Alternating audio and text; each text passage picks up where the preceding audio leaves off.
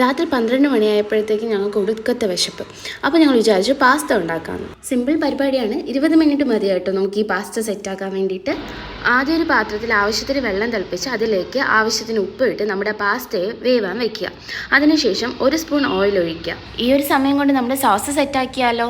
ഒരു പാൻ എടുക്കുക, അതിലേക്ക് 1 സ്പൂൺ റിഫൈൻഡ് ഓയിൽ, ബട്ടർ ഇട്ട് കൊടുക്കുക. ബട്ടർ മെൽറ്റ് ആയതിനു ശേഷം 1 spoon garlic, 1 spoon chilli flakes, ഇതിൻ്റെ പച്ചമണം മാറുന്ന വരെ ഒന്ന് ഇളക്കി കൊടുക്കുക.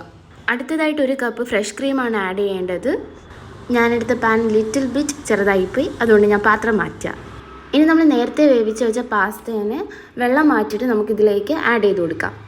അടുത്തതായിട്ട് ചീസ് സ്ലൈസാണ് കേട്ടോ നമുക്ക് ആഡ് ചെയ്യേണ്ടത്. ഒരു 4 ചീസിൻ്റെ സ്ലൈസാണ് ഞാൻ ആഡ് ചെയ്യുന്നത്.